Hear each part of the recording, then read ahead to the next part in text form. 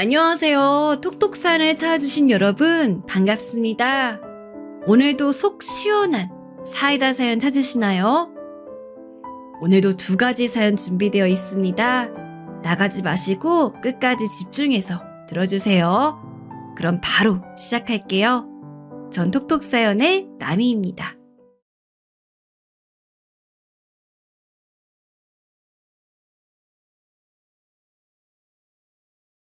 안녕하십니까? 전 지방에 거주하는 60대 후반 남자입니다.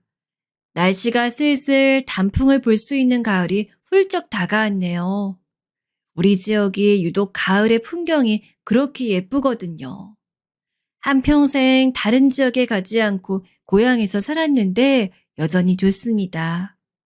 다른 것보다 풍경이 너무 예뻐서 마음이 편안해지더라고요. 서울이나 수도권 사는 분들은 그 나름의 매력이 있겠죠? 서울의 편리함을 포기하고 지방에 사는 것도 만족스러운 삶이랍니다. 아무튼 오늘은 우리 가족에게 일어났던 사연을 하나 제보하려고 합니다.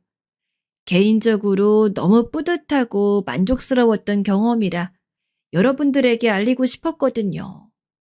무슨 일이 있었는지 바로 시작하겠습니다. 이 사연을 듣고 계신 분 중에 혹시 자녀가 있으신 분들 계신가요? 전 자식이 5명이나 있습니다. 그중 4명이 딸이라 딸부잣집이죠.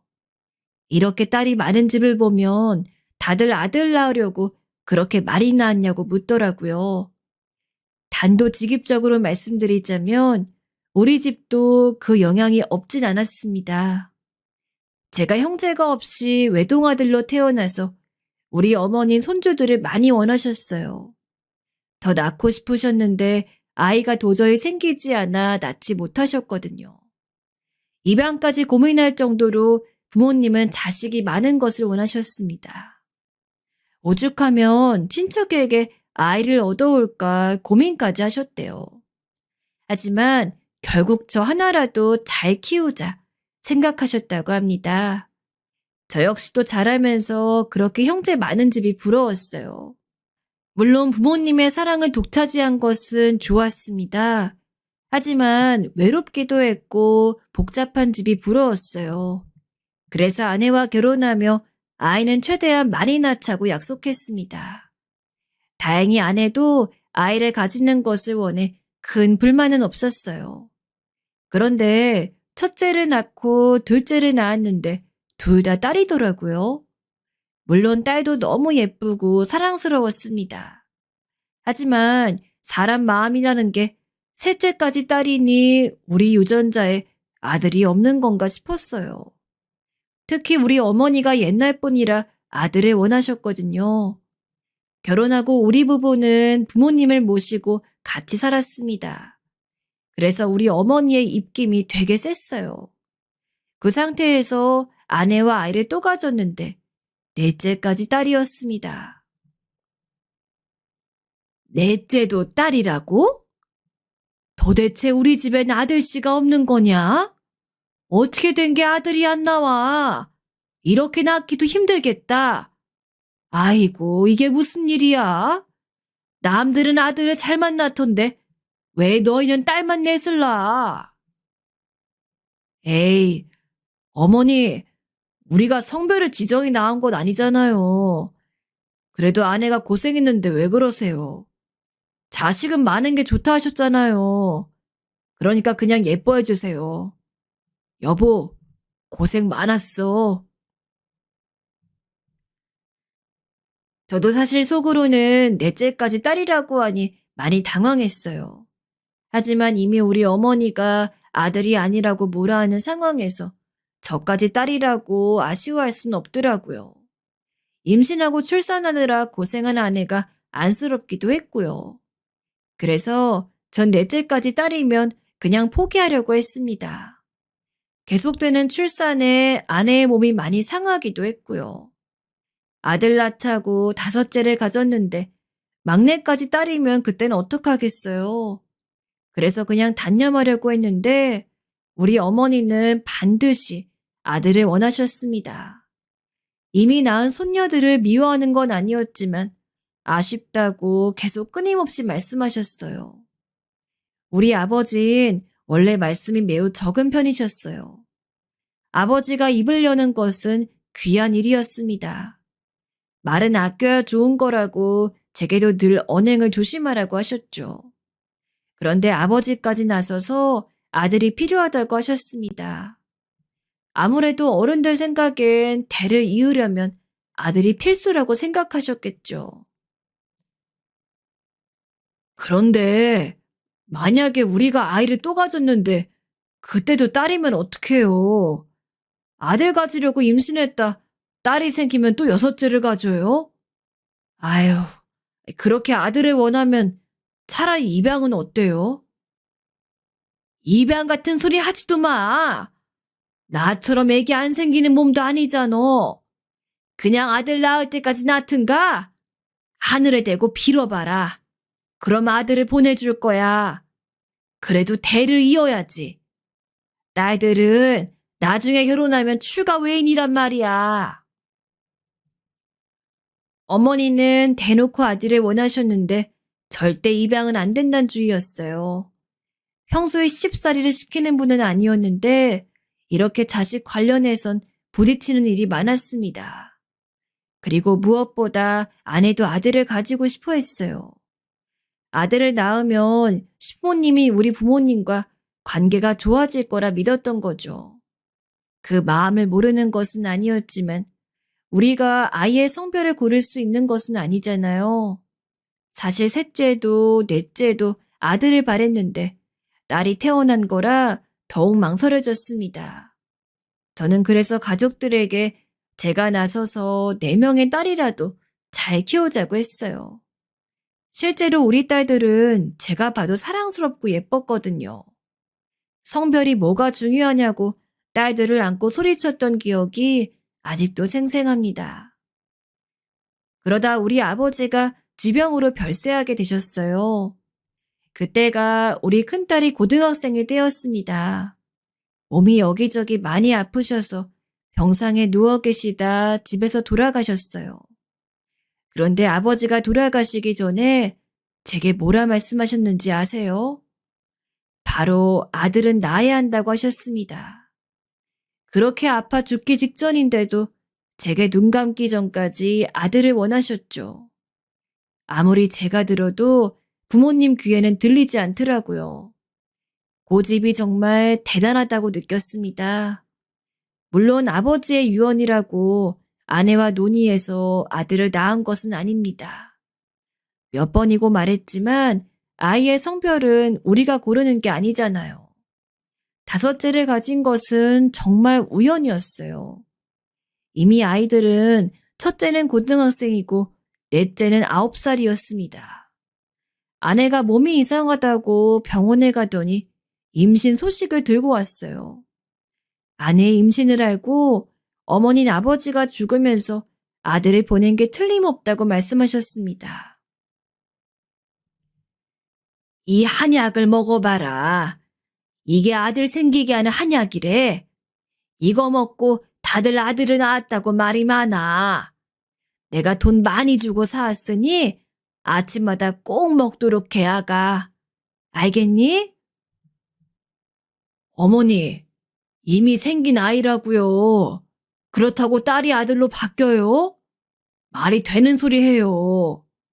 아유, 내 팔자야. 혹시나 해서 말하는 건데 그러다 딸 나오면 절대 원망하지 마세요. 그리고 기도도 그만하세요. 이미 성별은 정해졌어요. 우리 어머니는 옛날 분이라 믿는 미신이 아주 많았습니다. 그래서 전국을 돌아다니며 이상한 부적도 사오고 굿도 했어요. 더 웃긴 것은 아내도 그걸 믿었다는 거였습니다. 저 혼자만 이 이상한 이 여자들 속에서 5째가 딸이라도 예뻐해 주려고 생각했어요. 그리고 마침내 아내가 5째를 낳았는데 성별은 그렇게 어머니와 아내가 원하던 아들이었습니다. 전 속으로 딸아이여도 내 새끼니까 예뻐하려고 했는데 막상 아들이 나오니 기쁘긴 하더라고요. 물론 아내와 어머니는 너무 대놓고 좋아하셨습니다. 특히 어머니의 반응이 난리였죠. 어머니는 손자가 태어났다고 소를 잡으셨어요. 동네 사람들을 집으로 불러서 집안에 경사가 났다고 잔치를 벌이셨습니다. 우리 집이 딸부잣집인 걸 알고 이웃들도 제게 축하한다고 하더라고요. 우리 아내는 아들인 것을 알자 눈물까지 엉엉 흘렸습니다. 그렇게 온 동네에 주목을 받고 태어난 아들이었어요. 늦둥이라 오랜만에 아기를 보니 확실히 저도 귀엽긴 했습니다. 그런데 어머니와 아내는 유별나게 아들을 좋아했어요. 확실히 아들을 낳고 어머니도 며느리인 우리 아내와 사이가 각별하게 좋아졌습니다. 딸들을 낳았을 땐 어머니가 아내에게 딱히 뭐를 해준 것도 없었거든요. 그런데 아들을 낳았더니 무려 금을 선물해 주었어요. 아들 낳느라 고생했다고 온갖 귀한 음식도 다 사서 먹이고 아내의 친정인 처가에도 선물을 어마어마하게 보냈습니다. 아내도 시어머니에게 그런 대접을 받으니 아들이 그렇게 예뻤는지 아들이라면 사족을 못 쓰기 시작했어요. 아들은 실제로 태어나고 걸을 때까지 아내와 어머니 품속에서 잠을 교대로 번갈아 잘 정도로 예쁨을 많이 받았습니다. 걷기 시작하고도 어머니는 우리 아들이 넘어지면 땅을 때릴 정도로 손자를 특히 좋아하셨죠. 아이가 크면서 어머니와 아는 아들에 대한 편애를 숨기지 않았어요. 그래서 일부러 제가 더 딸들에게 사랑을 주려고 노력했습니다. 다행히 우리 딸들도 막내가 늦둥이라 예쁘다고 본인들이 나서서 안아주고 예뻐해 다행이었죠. 다들 이미 어느 정도 큰 뒤라 아기가 예뻤나 봐요. 아들의 돌잔치 때는 어머니가 다시 소를 잡으셨어요. 아들이 자라면서 생일 때는 온 동네의 잔치였습니다. 어머닌 손자라면 무엇이든 해주려고 하셨거든요. 사랑을 많이 주는 것은 물론 좋은 행동이라고 저도 생각합니다. 하지만 이렇게 온 가족의 사랑을 혼자 받은 늦둥이 아들은 자라면서 조금씩 엇나가기 시작했어요. 어휴, 아들. 그렇게 누나 때리고 그러면 어떡해. 아빠가 누나들에게 손대지 말라고 했지. 그리고 과자는 밥 먹고 다음에 먹는 거야. 빨리 그거 손에서 내려놓고 밥 먹어. 괜찮다. 애들이 장난으로 그런 건데 뭘 그런 걸로 혼을 내고 그래? 우리 손자 기죽어. 이리 와 우리 강아지. 할머니는 다 괜찮아. 과자가 더 먹고 싶어? 그래. 할머니가 과자 줄게. 어머니, 자꾸 그러니까 애가 버릇이 나빠져요. 적당히 혼낼 거 혼내며 키워야죠. 이러다 학교 가면 애들 때리고 다니면 어떡해요. 안 그래도 지금도 동네에서 애들 때리고 다니잖아요. 사내 자식이 어디 가서 맞고 다니는 것보단 훨씬 낫다. 원래 남자애들은 이렇게 키우는 거야. 너도 남자면서 그렇게 모르니? 딸도 아니고 아들은 이렇게 키워야 해. 너도 이렇게 자랐어. 어머니와 아내는 아들이 버릇없는 행동을 해도 오히려 아들의 편을 들었어요. 그러니 제가 아들에게 더 무섭게 대했는데 그럴수록 아들은 어머니와 아내의 품으로 파고들었습니다. 미취학 아동일 때부터 저러더니 결국 아들은 학교에 가자 사고뭉치가 되었습니다. 학교에 도대체 몇 번을 불려갔는지 손으로 셀 수도 없어요. 제가 딸을 4명을 키우면서 한 번도 사고 쳐서 학교에 불려갔던 적이 없거든요. 그런데 아들을 키우며 1년에 몇 번을 갔는지 모릅니다. 가서 선생님께 죄송하다고 하고 아들이 때린 학생들의 부모님에게 머리 얼마나 좋아하렸는지 몰라요. 하지만 아들의 그런 행동을 막을 수는 없었습니다. 왜냐하면 집에서 어머니와 아내가 그렇게 아들이 사고를 쳐도 예쁘다고 했거든요. 저렇게 두다가는 망나니가 될 것 같아 저도 아들을 얼마나 잡으려고 노력했는지 몰라요. 하지만 이미 집안 분위기가 이러니 아들의 만행은 날이 갈수록 심해졌습니다. 오죽하면 중학생 땐 어떤 일이 있었는지 아세요? 그날도 학교에서 선생님이 불러 저 혼자 학교에 갔습니다. 아내 데리고 가면 아내가 끝까지 아들 편을 들어 어느 순간부터 학교에 불려갈 때는 저 혼자 갔어요. 아버님, 민철이가 사고를 너무 많이 쳐서 이대로 가다가는 전학을 보내야 해요. 이 동네에 중학교가 여기밖에 없는 거 아시죠? 선생님들 무서운 줄도 모르고 같은 학생들은 때리고 심지어 수업 중에 갑자기 밖으로 나가요. 집에서 강하게 잡아주세요. 선생님의 말씀을 듣고 전 집으로 와서 아들의 머리를 밀어버렸습니다. 저도 참을 만큼 참았으니 이제 아들을 내버려둘 수가 없었어요. 그동안 조금이라도 아들을 혼내려고 하면 어머니와 아내가 난리쳤는데 이번엔 저도 강하게 마음을 먹었죠. 아들의 머리를 밀어버리니 어머닌 제게 처음으로 손을 대셨어요. 왜 귀한 장씨 집안 대를 이을 아이에게 그러냐고 하더라고요. 저도 어머니의 자식인데 참 서운했습니다. 아내도 울면서 제 팔을 부여잡고 자기 아들을 괴롭히지 말라고 하더라고요. 이대로 가면 우리 아들 사람 구실 못한다고 저도 물러서지 않았습니다. 아들은 할머니인 우리 어머니 뒤로 가서 쏙 숨더라고요. 어머닌 제게 촌지를 주면 다 해결된다고 돈을 들고 학교를 향하셨어요. 이제껏 무슨 일이 일어나면 늘 이런 식으로 입막음했던 것을 저도 알고 있었습니다. 학교의 아들의 문제를 해결하려면 절대 촌지를 받으면 안 된다고 이미 말하고 온 뒤였어요. 그래서 저도 마음이 아팠지만 아들을 위해서 물러서지 않았습니다. 다행히 이 사건을 계기로 아들은 중학생 때 나름 조용히 학교에 다녔어요. 자잘한 사고를 치긴 했는데 적어도 제가 학교에 갈 일은 없었습니다. 물론 부작용으로 아들은 한동안 제게 말을 걸지 않았어요. 빡빡 밀린 머리를 하고 우리 어머니 품속에서 눈물을 보였죠. 아들의 비행은 막았지만 아내와 어머니도 제게 선을 넘었다고 얼마나 원망했는지 모릅니다. 다행히 딸들은 제 편을 들어주었어요. 만약 제가 여기서 물러났으면 아들은 지금 조폭이 되어 있을 거라고 했습니다. 저 역시 제 자식인데 당연히 이렇게까지 하고 싶지 않았으나 어쩔 수가 없었어요. 이렇게 아들은 나름 조용히 학교에 다니다 대학을 갈 나이가 되었습니다. 정말 안타깝게도 아들은 공부머리가 전혀 없었어요. 우리 딸들은 공부를 다들 잘해서 좋은 대학에 입학했는데 아들은 재수하고 삼수를 했는데도 대학에 갈 수가 없었습니다. 나 대학 안 가. 대학이 뭐라고 날 이렇게 힘들게 해? 아빠, 엄마, 할머니, 나 대학 가기 싫어. 그냥 동네에서 당구장이나 할래. 아빠 나 돈 줘. 난 공부할 머리 아닌 것 같아.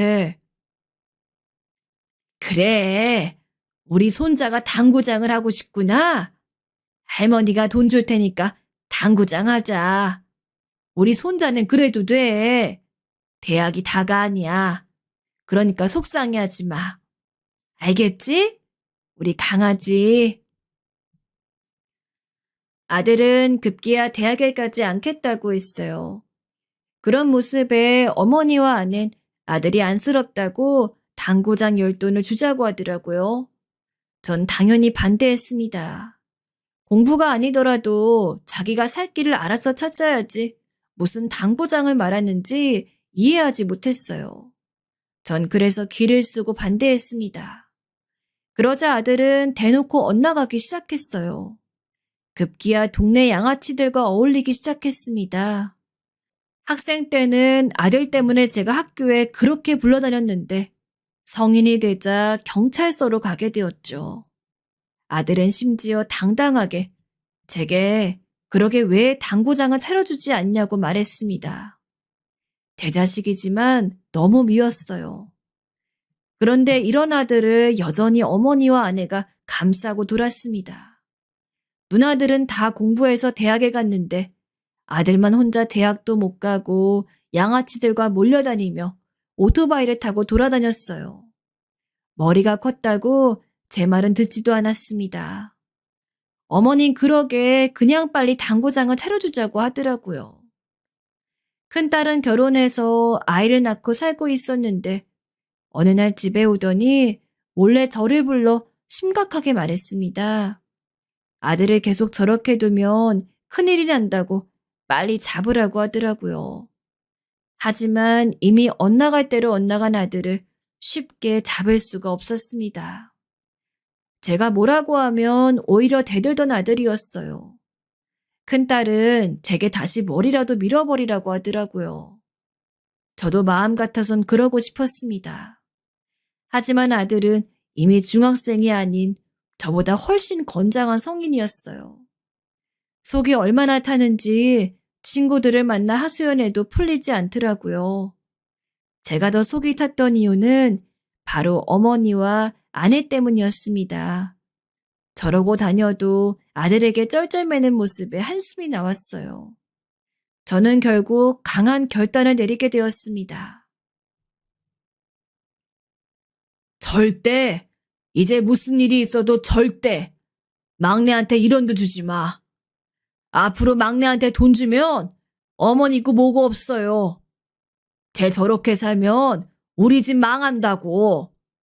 이미 양아치들하고 어울려 다니면서 우리 집 돈 다 까먹고 있는데 저게 뭐가 예쁘다고 그래? 아이고, 애 잡겠다 아들아. 그만해라. 우리 손주가 어린 마음에 그럴 수도 있는 거지. 우리 강아지 난 안쓰러워 죽겠어. 네가 너무 애를 쥐잡듯 잡으니까 애가 저리 된 거 아니야. 어머니, 저도 이제 못 참아요. 경찰서로 들락거리는 것도 한두 번이지. 이러다 제 교도소라도 가면 어떡합니까? 네? 제발 이번 한 번만 눈 딱 감고 모른 척 좀 해주세요. 막내, 너 돈 필요하면 너도 성인이니 알아서 돈 벌어. 그동안 제가 아무리 생각해도 막내가 저러고 돌아다니던 것은 여유가 있어 그랬던 것 같았습니다. 어머니와 아내가 또래에 비해 넉넉하게 지어나니 세상 무서운 것을 자기가 몰랐던 거죠. 막낸 집에서 1원도 지원받지 못하자 급기야 어떤 행동을 했는지 아세요? 바로 군대에 갔습니다. 입대하겠다고 머리 밀고 온 막내를 보며 전 한숨이 그렇게 나왔습니다. 그래도 어차피 대한민국 남자라면 가야 하는 군대니 보내줬어요. 제발 가서 정신을 차리길 얼마나 빌었는지 모릅니다. 2년 뒤 제대한 막내는 제게 아주 진지하게 말했습니다. 진짜 당구장만 차려준다면 자기가 무엇이든 하겠다고 하더라고요. 본인은 머리가 좋지 않아 공부는 절대 못하겠다고 했어요. 그러면서 당구장을 제발 차려달라고 하더라고요. 너무 진지하게 말하기도 했고 제대하고 늠름해진 모습을 보고 전 처음이자 마지막이라고 약속하고 돈을 주었어요. 그러자 막내는 바로 당구장을 차렸어요. 처음에는 조금 열심히 하는 것 같았습니다. 우리 집에서 제일 먼저 일어나 당구장에 가서 청소하고 준비하더라고요.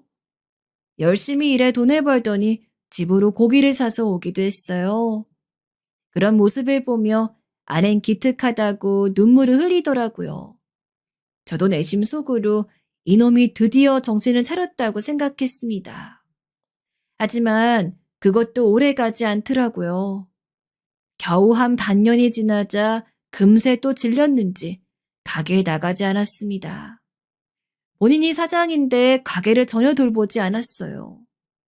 제가 아들에게 왜 가게에 나가지 않냐고 하자 자기가 알아서 한다고 오히려 화를 내더라고요. 저는 그 모습을 보며 당구장을 차릴 수 있도록 도와준 것을 후회하기 시작했습니다. 이때 아들하고 전 참 많이 싸웠어요. 전 당장 당구장을 접으라고 했고 아들은 자기가 알아서 한다고 난리였습니다. 집안 분위기는 당연히 좋지 않았어요. 그런데 얼마 후에 이상한 일이 벌어졌습니다. 갑자기 아들이 변해서 당구장을 열심히 나가더라고요. 이게 무슨 일인가 싶었는데 일단 성실하게 사는 모습에 안도했습니다. 어머니와 아내도 덩달아 기뻐했어요. 그리고 조금 시간이 흐르자 아들이 별안간 갑자기 예고도 없이 어떤 아가씨를 우리 집으로 데리고 왔습니다.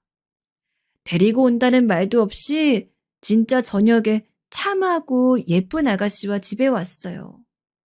그러더니 뭐라고 했는지 아세요? 아버지, 어머니 할머니 저 결혼할래요. 미선 씨랑 사랑에 빠졌습니다. 제가 갑자기 변해서 당황스러웠죠? 이게 다 미선 씨 덕분이에요. 저 정신 차리고 공부해서 대학도 가겠습니다. 아, 아들, 이게 무슨 소리냐? 갑자기 결혼한다고? 이 아가씨가 네 여자친구야? 아니, 결혼할 거면 미리 말을 해야지. 이렇게 갑자기 며느리 데리고 오면 어떡하냐? 아이고, 안녕하세요. 이리 오세요. 너무 당황한 저는 얼떨결에 아들과 결혼한다는 아가씨를 마주하게 되었어요. 며느리의 첫인상은 아직도 잊을 수가 없습니다. 딱 보자마자 이런 아가씨가 도대체 우리 아들을 왜 만날까 의아했어요. 너무 착하고 순한 게 표정만 봐도 보였거든요. 갑작스럽게 찾아와서 차린 것도 없는데 아무렇지 않아 보였습니다. 오히려 준비한 꽃다발을 내밀면서 잘 부탁한다고 하더라고요. 며느린 동네 수선집에서 일하던 아가씨였습니다. 아들이 사장으로 있는 당구장 바로 밑에 있는 수선집이었어요. 알고 봤더니 얼마 전부터 일하기 시작했다고 하더라고요. 시기를 보니 딱 아들이 정신 차리고 성실하게 가게에 나가는 시점이었어요. 그런데 며느리의 사정을 들어봤더니 눈물 없이 들을 수 없는 가정사를 가지고 있었습니다. 바로 며느리는 홀아버지 밑에서 자랐다고 하더라고요. 어머니는 며느리 낳으며 돌아가셨고 홀아버지는 심지어 다리를 저는 장애인이라고 했습니다. 또 어린 동생까지 있어서 혼자 열심히 돈을 벌고 있었어요. 아픈 아빠 때문에 고등학교를 졸업하고 바로 일하기 시작했다 하더라고요. 심지어 집에 빚이 많았는데 그게 다 친척들 때문에 생긴 빚이라고 했습니다. 그래서 혼자 열심히 소녀가장으로 벌어 살고 있었어요. 그런데도 웃음을 잃지 않고 긍정적으로 사는 모습에 제 딸도 아닌데 참 기특했습니다. 전 자고로 사람은 긍정적으로 살아야 한다고 생각하거든요. 세상이 무너져도 희망을 잃지 않는 것이 중요하다고 생각합니다. 그런 제 생각에 딱 맞는 며느리 보자 참 예뻤어요. 물론 얼굴도 예뻤지만 무엇보다 마음씨가 너무 제 마음에 들었습니다. 속으로 이런 사람이 왜 우리 아들을 만나는지 궁금하기도 했죠. 이런 저와 달리 어머니와 아내는 며느리를 별로 좋게 생각하지 않았습니다. 바로 며느리의 집안 환경이 좋지 않았기 때문이에요. 아내는 적어도 부모가 둘 다 멀쩡하게 살아있는 집을 원했습니다. 다 쓰러져가는 집안 환경의 여자와 굳이 우리 아들을 결혼하게 하고 싶지 않아 했어요. 어머니는 이런 여자를 데리고 와도 우리 아들이 아까워서 안 된다고 하셨습니다. 하지만 저는 반드시 이 아가씨와 우리 아들을 결혼시키고 싶었어요. 살다 보면 사람의 촉이라는 게 있지 않습니까? 저는 딱 아가씨를 보자마자 우리 아들을 사람답게 살 수 있도록 구제해줄 은인이라는 것을 느꼈습니다. 그래서 무작정 결혼을 찬성했어요. 그리고 제 뒤에는 든든한 딸들이 있었습니다. 특히 장녀인 큰딸이 며느리 보자마자 마음에 들어했거든요. 이 사람아, 사람 됨됨이가 제일 중요하지. 무슨 재산이 어떻고 가정 환경이 어떻고 그런 걸 따져. 그냥 결혼시켜.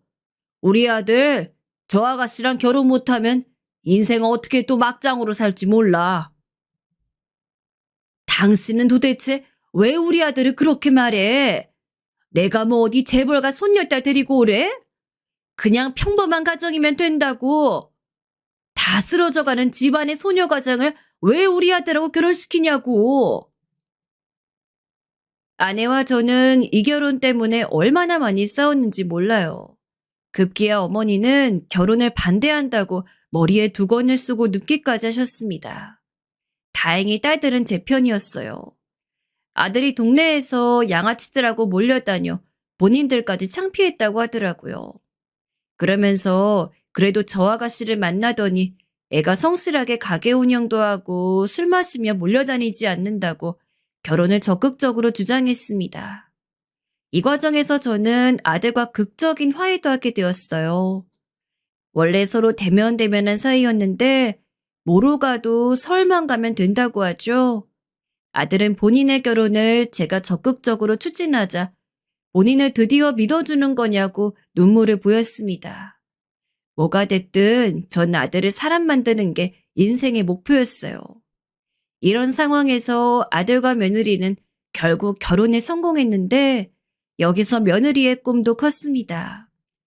우리 집은 딸이 4명이나 있고 집도 화목한 편이지만 딸들의 성격이 다들 애교가 많고 그러진 않아요. 다들 오히려 할 말은 제대로 하는 대장부에 가깝습니다. 그래서 우리 어머니가 늘 딸들에게 차분하게 행동하라고 할 정도였어요. 딸들은 그 말을 듣지도 않았지만요. 어쨌든 우리 딸들과 다르게 며느린 참하고 웃는 얼굴로 조곤조곤 말하곤 했습니다.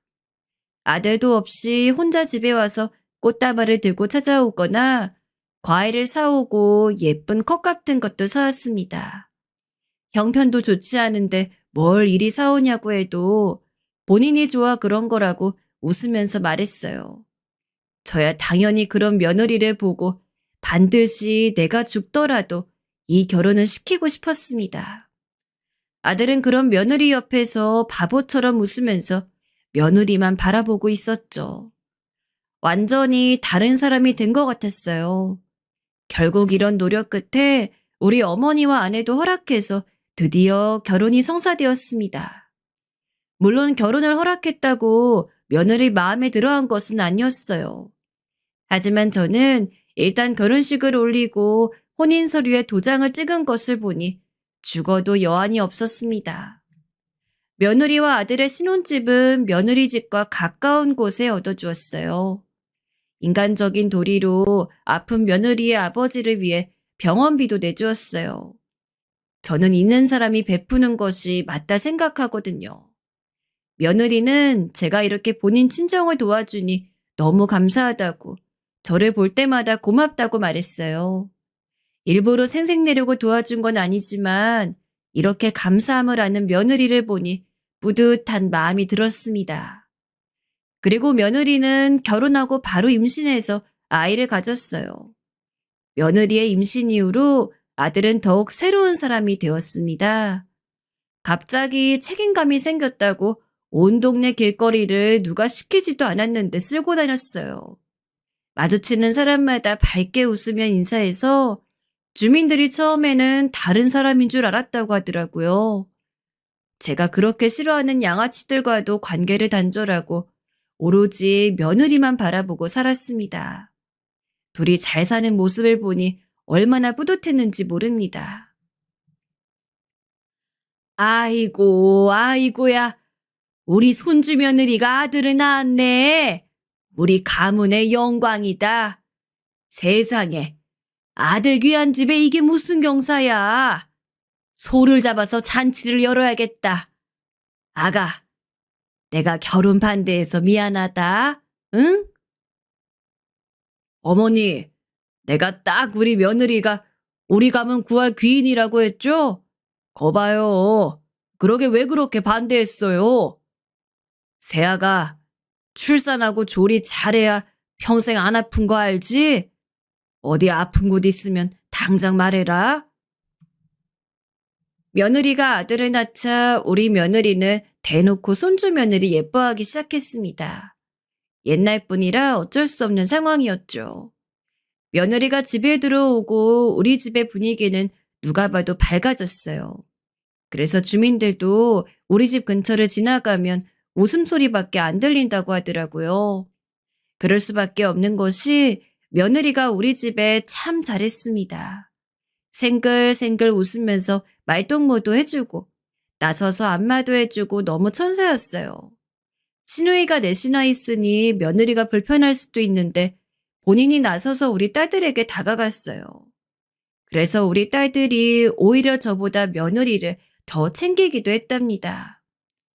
손자가 돌을 갓 지났을 때 우리 어머니가 몸이 되게 아프셨어요. 아무래도 나이가 많이 드셨으니 노화가 진행되었습니다. 치매나 암 같은 심각한 병은 다행히 아니었는데 관절이 유독 아프셨어요. 아무래도 우리가 사는 지방은 병원이 서울보다 별로거든요. 병원에서도 서울로 가서 치료하는 게 낫다 하셨습니다. 그래서 어머니를 서울로 병원에 모시고 다닐 사람이 필요했는데 그걸 며느리가 담당했어요. 자기가 먼저 나서서 우리 어머니를 모시고 서울로 가겠다고 하더라고요. 전 처음에 며느리는 손자도 키워야 하고 또 불편할 수도 있으니 거절했습니다. 하지만 며느리는 본인 친정아버지의 병원비도 제가 다 내고 있는데 이 정도는 아무렇지도 않다고 하더라고요. 그러면서 본인은 원래 서울을 좋아했다고 어머니를 모시고 간 김에 서울 구경도 하겠다고 했어요.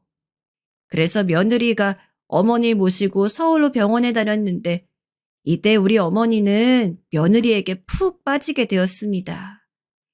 가는 동안 옆에서 우리 어머니가 심심하지 않게 말동무도 해주고 간식도 알아서 챙겼대요. 병원에서도 손을 꼭 잡고 옆에서 지루하지 않게 해주고 의사한테 궁금한 것도 대신 물어봤다고 합니다. 그러다 우리 어머니가 돌아가시기 전엔 집에서 누워 계셨어요. 거동이 불편한 어머니를 며느리가 옆에서 손수 돌봐주었습니다. 아가, 너 힘들지 않냐? 내가 돌볼 테니까 너는 가서 쉬어. 남의 집 귀한 딸 이렇게 힘들게 하면 내가 나중에 벌 받아. 가서 밥 먹고 편하게 누워 있어라. 아버님, 저는 괜찮아요. 우리 아버지 돌봤던 경험이 있어서 아무렇지도 않아요. 그리고 할머니, 제가 병원에 모시고 다니면서 어디가 불편한지 누구보다 잘 알잖아요. 저 믿고 맡겨주세요. 할머니도 제가 돌보는 것을 더 편해하세요. 표정부터 다르잖아요. 며느리의 말대로 우리 어머니는 아들인 저보다 며느리가 옆에 있을 때 가장 편해 보였어요. 실제로 저는 눈치채지 못했는데 며느리는 어머니의 눈빛만 보고 어디가 불편한지 바로 알더라고요. 기저귀도 손수 갈아주고 죽도 본인이 끓여서 먹여주었습니다. 그 모습을 보고 전 며느리에게 얼마나 감동했는지 모릅니다. 우리 아들도 생전 부엌에 들어가질 않았는데 며느리와 아이를 낳더니 아예 다른 사람이 되었어요. 극진한 손자 부부의 간호를 받고 우리 어머니는 집에서 눈을 감으셨습니다. 눈을 감을 때도 우리 며느리를 끝까지 바라보셨어요. 며느리는 장례식 때도 본인이 마치 우리 어머니의 손녀인 것처럼 하나부터 열까지 다 챙겼습니다. 친척들이 며느리 보더니 어디서 복덩이를 데려왔냐고 하더라고요. 전 장례를 마치고 며느리를 따로 불렀습니다. 그리고 며느리에게 혹시 원하는 게 있냐고 물었어요. 우리 어머니를 마지막 가는 길에 잘 보내드렸으니 며느리에게 거하게 뭐라도 해주고 싶었습니다. 제가 명품 가방이나 부동산 같은 것을 말하자 웃으면서 본인은 그런 거에 관심이 전혀 없다고 거부하더라고요. 그러더니 며칠 뒤에 며느리가 저를 찾아왔어요. 사실 예전부터 며느리는 공부가 그렇게 하고 싶었다고 하더라고요. 가정 형편이 워낙 안 좋아서 공부를 접었는데 알고 봤더니 며느리인 아주 똑똑한 친구였습니다. 어렸을 때부터 사교육을 받아본 적도 없는데 늘 상위권의 성적을 유지했다고 하더라고요. 본인은 그래서 공부를 하고 싶고 또 공무원 직업을 가지고 싶다고 했어요. 전 며느리의 말을 듣고 반대할 이유가 전혀 없었습니다. 며느리가 공무원이 된다면 그것보다 좋을 게 어디 있겠어요? 그래서 그때부터 저는 며느리가 공무원 시험에 합격할 수 있게 모든 최선을 다하기 시작했어요. 아이는 우리 아들이 돌보도록 하고 공부에 필요한 모든 것을 마련해 줬습니다. 문제집도 사주고 독서실도 끊어주었어요. 공부를 편하게 할 수 있도록 카드도 주고 마음껏 하고 싶은 공부 마음껏 하라고 했죠. 며느린 그렇게 딱 2년을 공부하더니 바로 공무원 시험에 합격했어요. 공부하면서도 집안일도 하고 육아도 하고 심지어 시댁인 우리 집까지 챙겼습니다. 명절에 오지 말고 공부하라고 해도 도리는 해야 한다고 본인이 고집을 부렸어요. 우리 집의 가족들은 이미 우리 어머니를 옆에서 간호한 뒤로 며느리에게 절대 싫은 소리 한 적이 없거든요. 그래서 본인 마음이 편한 대로 하게 두었습니다. 그리고 여러분, 며느리는 본인이 공무원 시험을 준비하며 우리 아들도 공부를 시켰어요. 아들이 대학에 가지 못했다고 했잖아요. 며느리는 대학은 상관없으니 본인들의 미래를 위해 뭐라도 하라고 아들 보고 공인중개사 시험을 보게 했습니다. 그래서 아들도 며느리 옆에서 공부하더니 공인중개사 시험에 합격했어요. 아들 부부가 공부할 때 손자는 제가 직접 돌봤습니다. 며느리 닮아 어찌나 애교도 많고 예쁜지 모르겠어요. 그래서 육아하는 게 하나도 힘들지 않았어요. 처음에 아들이 워낙 공부를 못했고 정신이 산만한 것을 아니 전 아들의 합격은 기대하지도 않았습니다. 그런데 갑자기 합격했다고 하니 믿을 수가 없었어요. 이렇게 우리 아들은 결혼하더니 완전히 다른 사람이 되어버렸죠. 아버님, 저 시청으로 발령났어요. 지금보다 훨씬 일이 바빠질 것 같은데 그래도 저는 좋아요. 일하면서 힘든 것은 왜 괜찮은지 모르겠어요. 어릴 때부터 워낙 힘들게 자라서 그런가? 어쨌든 이게 다 아버님 덕분이에요. 너무 감사해요. 아가, 내가 뭘 한 게 있다고 그러니? 난 네가 시청에서 일한다니 얼마나 자랑스러운지 몰라. 우리 아들도 결혼하고 아예 다른 사람이 되어 너한테 오히려 고맙지. 손자는 내가 돌볼 테니 걱정 말고 일 열심히 하렴. 힘들면 언제든지 말해. 며느리는 공무원으로 일하고 몇 년 뒤에 시청에서 일하게 되었어요. 워낙 싹싹하고 웃는 얼굴이라 민원인한테도 유명했고 직원들 사이에서도 일을 잘해 유명했다고 하더라고요. 그러더니 바로 능력을 인정받고 시청으로 가게 되었죠. 전 어디 가서 자식들 자랑은 안 해도 며느리 자랑을 하기 바빴어요. 제가 낳은 딸도 아닌데 너무 예쁘고 자랑스러웠거든요. 그래서 어린 손자를 돌보는 것은 하나도 힘들지 않았습니다. 며느린 그런 제게 늘 감사하고 미안하다고 하더라고요. 말을 어찌나 예쁘게 하던지 세상에 있는 모든 좋은 것은 다 주고 싶었습니다. 그런데 며느리는 시청에 가서 일한 뒤로 표정이 날이 갈수록 어두워졌어요. 원래 워낙 밝고 예쁜 사람이었는데 살도 점점 빠지더라고요. 건강에 이상이 있는 것 같아 병원에 데리고 가려고 해도 며느리가 거부했습니다. 그냥 일이 바빠서 그렇다고 하더라고요. 공부할 때도 본인이 나서 명절에도 오고 그랬는데 시청에서 일한 뒤로는 집에도 잘 오지 못했습니다.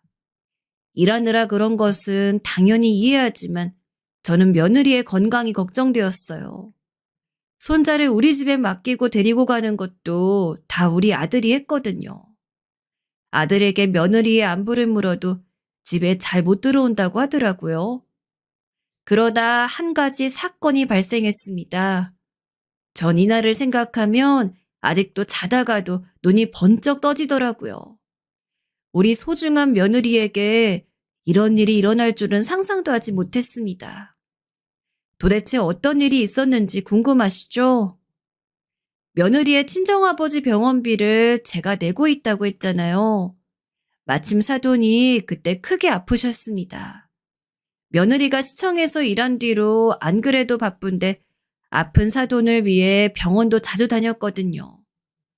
곤란해하는 것을 보고 저랑 아들이 대신 가서 돌보는데 사돈이 딸인 며느리를 계속해서 찾으셨어요. 며느리 힘들다고 할 법도 한데 절대 그런 소리 우리에게 하지 않았어요.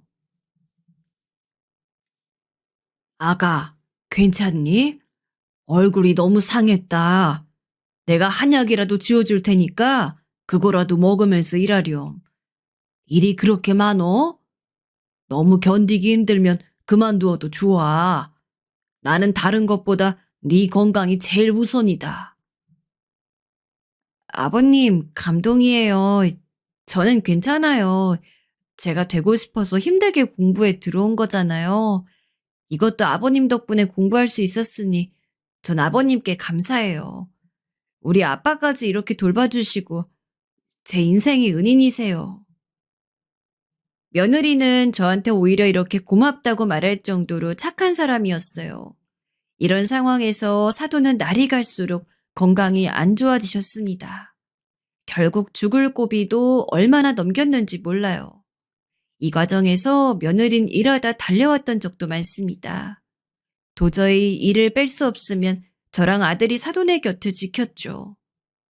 그러다 결국 사돈은 하늘로 가게 되셨습니다. 우리 어머니를 며느리가 마지막까지 지켜주었으니 사돈의 곁은 제가 지켜주었어요. 며느린 하필 그때 일이 바빠 자주 오지 못했는데 임종은 가까스로 지킬 수 있었습니다. 그렇게 사돈을 보내고 며느린 한동안 슬픔에 빠진 상태였어요. 살도 너무 많이 빠져서 뼈가 보일 정도였습니다. 그런 며느리를 보고 너무 안타까웠어요. 아들에게 옆에서 많이 챙겨주라고 했습니다. 그러다 사건이 하나 발생했는데 이게 본격적인 내용이에요. 사돈이 별세하고 며느리의 얼굴은 더 볼 수가 없었어요. 너무 바빠서 집에도 잘 안 온다고 하더라고요. 저는 진심으로 며느리가 걱정되기 시작했습니다. 워낙 사돈과 며느리의 관계가 애틋했던 것을 아니 며느리의 심정이 어떨지 상상도 하지 못했거든요. 저도 어머니를 떠나보내서 며느리가 얼마나 힘든지 알고 있기도 했고요. 그런데 며느리는 연락조차 잘 되지 않았습니다. 아들도 며느리가 집에 오면 겨우 잠만 자고 다시 출근한다고 했어요. 그러다 한 가지 사고가 발생했습니다. 손자를 제가 돌보고 있었는데 잠시 한눈을 팔았더니 손자가 크게 다쳤어요. 피가 철철 흐르는 타박상을 입게 되었습니다. 급하게 아들을 불러 병원에 갔는데 손자가 자꾸 엄마를 찾더라고요. 무조건 엄마를 찾으며 울어서 저랑 아들이 아무리 달래도 듣질 않았습니다. 애가 자지러지듯 우니까 병원에서는 빨리 며느리 데려오라고 했어요. 이러다 애가 탈진해서 쓰러진다고 빨리 엄마를 데려오라는 말에 전 급하게 며느리에게 전화를 걸었습니다. 평소에 저는 절대 며느리에게 먼저 전화를 걸지 않거든요. 그런데 그날은 손자가 기를 쓰고 울어 어쩔 수가 없었어요. 의사가 이러다 애가 울다 지쳐 탈수 증세가 온다고 난리였거든요. 그런데 며느리에게 전화를 아무리 해도 받지를 않았어요. 저는 순간 며느리에게 무슨 일이 생긴 것 같은 기분이 들었습니다. 그래서 시청으로 찾아갔어요. 당연히 평소에는 며느리가 시청에서 일해도 절대 찾아가지 않았습니다. 그게 당연한 거니까요. 하지만 이날은 어쩔 수가 없는 급한 상황이었습니다. 그래서 시청에 갔는데 며느리의 부서를 제가 이미 알고 있었거든요. 급하게 며느리를 찾아갔더니 며느리가 자리에 없었습니다. 일하느라 바빠서 전화도 못 받는 사람이 어디 간 건지 궁금했어요. 그런데 비상구에서 무슨 소리가 들리더라고요. 설마 싶은 마음에 갔더니 어떤 상황이 벌어지고 있었는지 아세요? 저는 순간 보자마자 분노를 참을 수가 없었어요. 미쳤어? 어? 제대로 일 안 해? 너만 아버지 있어? 나도 아버지 있어. 아무리 부모가 죽어도 일은 해야 할 거 아니야. 우리 부서가 얼마나 힘든지 알잖아?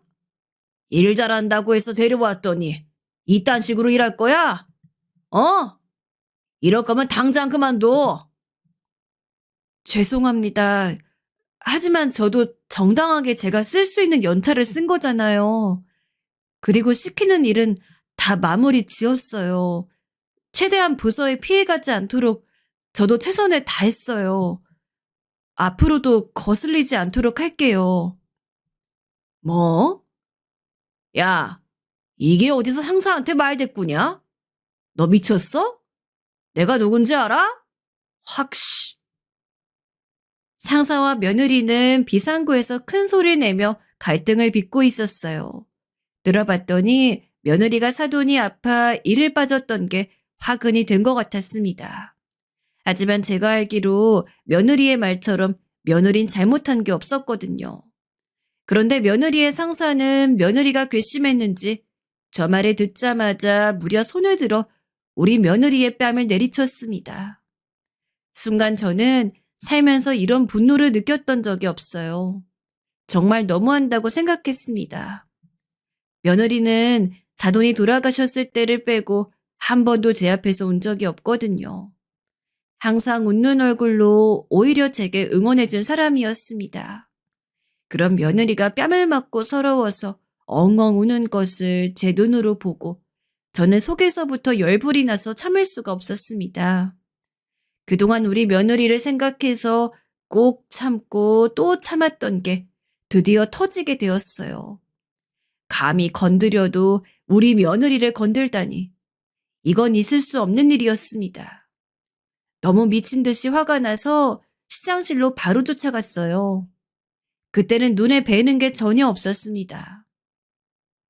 무작정 시장실로 가서 문을 열었더니 시장이 아는 척을 하더라고요.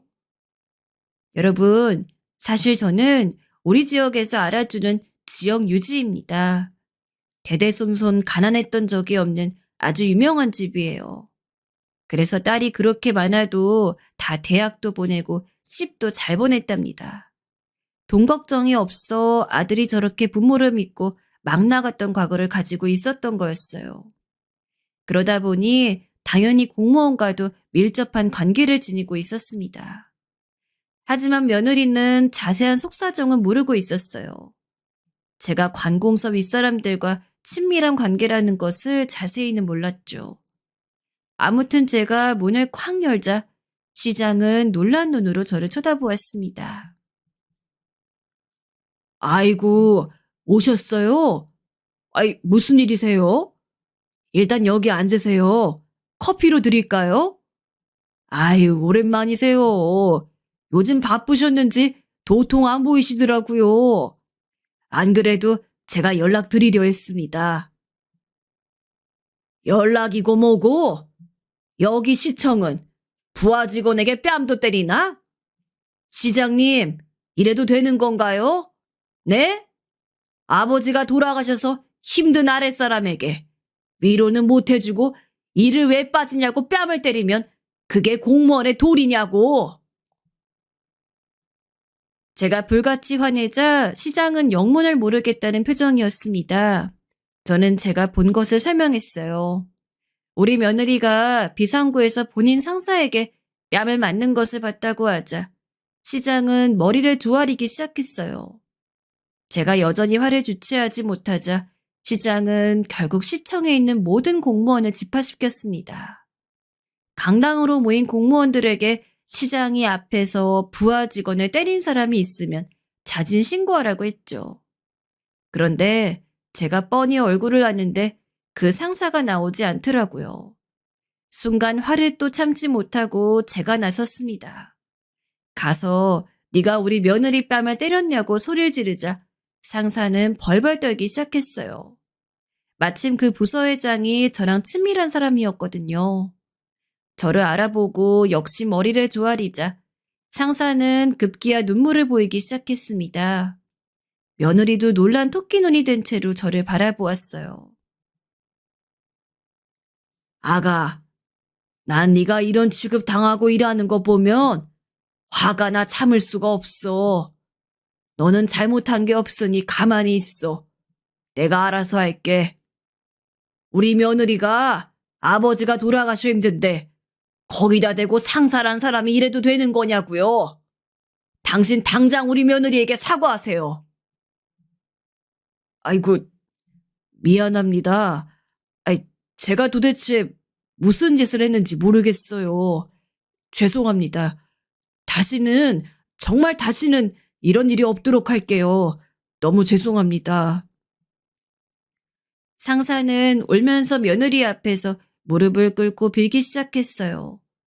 솔직히 저라면 그런 상사를 절대 용서하지 못할 텐데 며느리는 괜찮다고 하더라고요. 자기는 이제 괜찮으니까 다른 사람에게는 절대 그러지 말라고 말했습니다. 그런 천사 같은 며느리를 보고 주변에서도 다들 감탄했어요. 시장도 감동했는지 며느리 한참 쳐다보았습니다. 그렇게 우리 며느리를 때린 상사는 인사발령이 다른 곳으로 나서 며느리와 멀리 떨어뜨려 놨어요. 제가 가해자인 상사는 무조건 며느리와 멀리 떨어지게 해달라고 했거든요. 시장은 지역 유지인 제 말을 거역할 수 없었습니다. 제가 실제로 시청에 기부하는 돈도 어마어마했거든요. 또 지역에서 유명한 사람들과 친분도 두터웠어요. 시장이 쩔쩔매는 모습을 보고 그 상사는 며느리에게 또 사과했다고 하더라고요. 아무래도 우리 지역에서 계속 죽을 때까지 살 거면 시장이나 제게 밑보이면 안 되니까요. 그 뒤로 며느리는 지금도 여전히 잘 다니고 있답니다. 며느님 원래 성격도 좋고 일도 잘해서 사람들이 좋아했다고 하더라고요.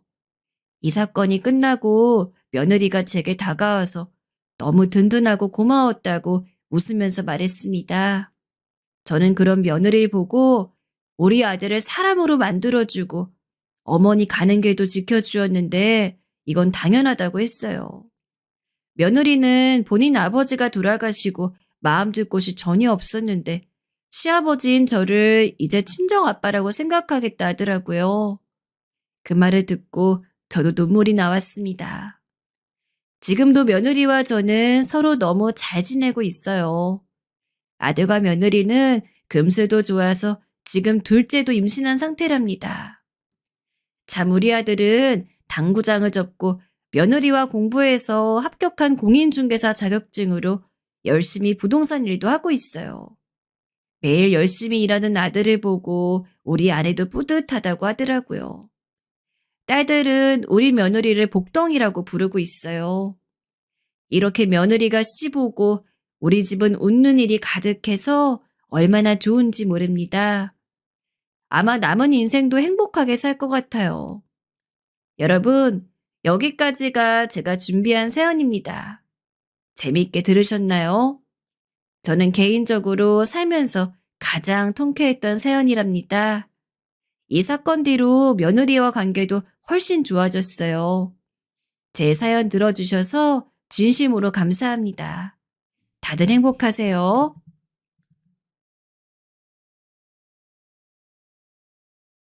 안녕하십니까.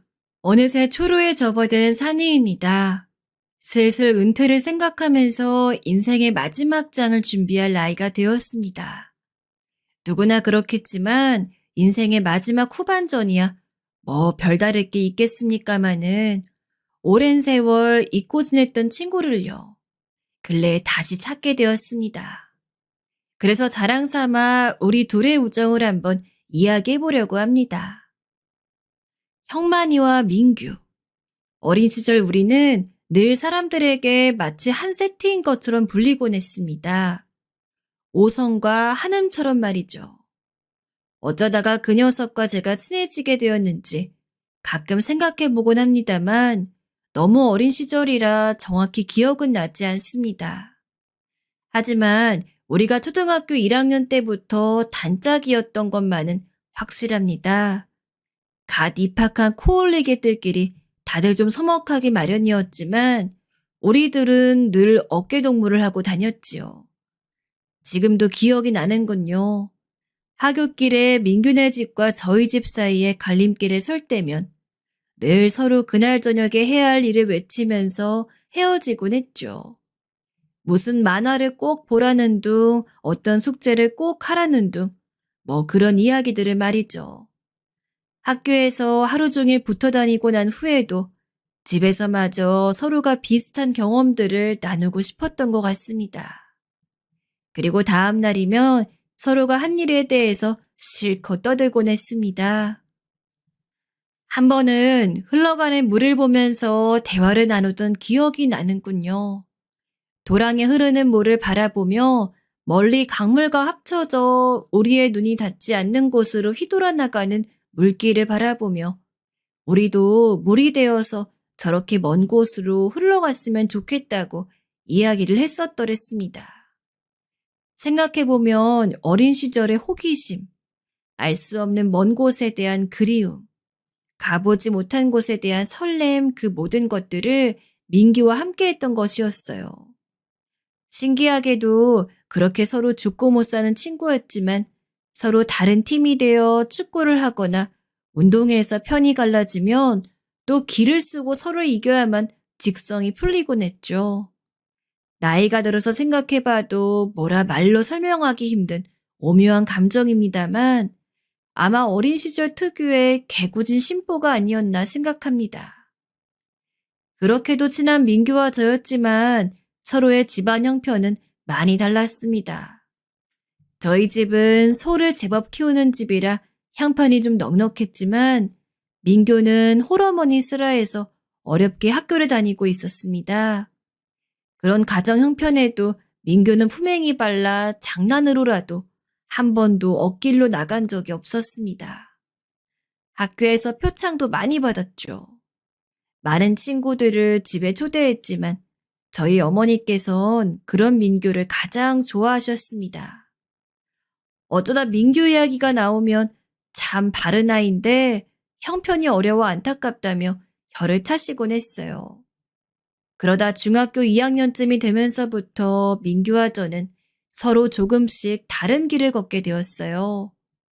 전 고등학교를 준비하며 개인 교사를 두고 공부에 열심이었고 민규는 어려운 가정 형편을 돕기 위해 아르바이트를 하게 되었습니다. 민규는 시장에서 옷 장사를 하시는 어머니를 도와 같은 시장에서 일하고 있었습니다. 가끔 떡볶이나 오뎅과 같은 군것질을 하러 시장에 가면 그곳엔 열심히 일하고 있는 민규가 있었어요. 일이 바쁘지 않으면 민규를 불러 함께 음식을 먹기도 했지요. 전 민규가 시장 일을 하는 것이 아무렇지도 않았지만 다른 친구들은 그런 민규를 마주치는 것이 보기 민망하다고 하며 차츰 민규를 멀리하는 눈치였습니다. 전 그럴 때마다 무척 속상했습니다. 저에게 민규는 둘도 없는 친구였으니까요. 친구들이 왜 그런 편견을 갖는 건지 이해할 수도 없었고요. 가끔 공부를 하다 지겨울 때면 일부러 민규를 찾아가 놀곤 했어요. 홍민규가 너무 바쁠 때는 옆에서 장사를 거들어주기도 했고 시장통 굴다리를 민규와 함께 뜀박질하기도 했습니다. 뭐가 그리 재밌었는지 그 이후로 지금까지 제 아무리 좋은 것을 누리고 재밌는 일을 해봐도 그때만큼 즐거웠던 기억이 없습니다. 다시 생각해도 정말 돌아가고 싶은 그리운 시절입니다. 하지만 고등학교에 진학하면서 민규와 만나는 시간이 뜸해졌어요. 아무래도 본격적으로 공부를 해야 하니 친구가 좋다지만 더 이상 시간을 함부로 쏟을 수가 없게 되었죠. 가끔 시간을 내어 만나긴 했지만 고2가 되면서 그마저도 뜸해지게 되었어요. 전 의대를 준비하고 있었기에 책상 앞에만 있었고 마음이 조급한 나머지 누군가를 만나 논다는 게 부담스러웠습니다. 지금도 그렇지만 당시의 의대 진학은 어려운 목표였기 때문에 강박적일 만큼 열심히 해야만 붙는다는 생각이 늘 머릿속에 꽉 차 있었어요. 마음의 여유가 전혀 없는 시기였었죠. 그러다 보니 조금씩 함께하는 시간이 줄어들게 되었습니다. 고등학교를 졸업한 후 걷는 길도 달라지게 되었어요. 전 원하던 의대에 입학하게 되었고, 민규는 학교를 마치자마자 취직을 하려 했지만 그것이 여의치 않아 일용직으로 나섰지요. 그렇게 저도 대학에부터 고향을 떠나 한동안은 공부하기에 바빠 민규의 일은 까맣게 잊고 있던 차였습니다. 그러다 우연히 만난 고향 친구로부터 민규가 결혼을 했다는 소식을 듣게 되었어요. 세상에, 이렇게 무심한 친구가 있나요? 그간 민규에게 연락하지 않았던 게 아쉽고 쓸쓸해지면서 그 소식을 듣자마자 곧바로 고향으로 내려갔어요. 그런데 오랜만에 만난 민규는 많이 야위고 나이가 들어 보이더군요. 제가 미처 신경 쓰지 못한 사이 고생을 많이 한 것 같아 마음이 안 좋았습니다. 민규야, 너 참 너무하다. 결혼을 하게 됐으면 나한테 연락을 하지. 아직 식도 안 올렸는데 뭘. 그리고 우리 형만이 공부하느라 바쁜 거 내가 다 아는데 뭘 수선스레 그래. 그냥 좋은 사람 만나서 같이 잘 살고 있어. 마누란 임신 중이어서 일부러 안 데리고 왔어. 에이, 그래서야 되냐? 잠시라도 너희 집 들리자. 내려온 김에 인사는 하고 가야지. 민규는 손사래를 쳤지만 저는 꼭 사는 모습을 한번 보고 가야 되겠다고 고집을 부렸습니다. 그런데 민규네 집에 도착하고 나서야 제가 너무 눈치 없이 굴었다는 걸 깨달았습니다. 민규가 새들어 살고 있는 집의 문을 여니 사람 하나 지나가기 힘든 좁은 통로에 부엌을 겸한 수도시설이 눈에 띄었는데 그 통로와 연결된 문을 여니 벽지마다 곰팡이가 덕지덕지 피어있는 방 안에서 만삭의 재수씨가 차은한 표정으로 저를 반기더군요. 순간 가슴이 덜컥 내려앉았습니다. 눈치 없이 왜 오겠다고 해서 민규의 마음이 상했을까봐 노심초사했지요. 그래도 애써 그런 티를 내지 않으려고 노력했어요. 허나 민규네 부부는 그렇게 사는 모습이 창피했는지 내내 안절부절이었습니다. 커피라도 드릴까요? 집에 드릴 게 마땅치 않아서. 아, 네. 아무거나 괜찮습니다. 죄송해요, 재수씨. 제가 고집 부려왔는데 불편하시죠? 너무 눈치 없이 왔네요. 아니에요. 얼른 커피 드릴게요. 잠시만요. 재수씨는 커피를 타면서도 표정이 좋지 않았습니다. 옆에 있는 민규 역시 얼굴에 그늘이 져 있었고요. 마치 제가 불청객이 된 듯하면서 정말 수만 가지 생각이 스쳐 지나갔습니다. 겉으론 아무 내색하지 않았지만 속은 타들어가고 있었지요.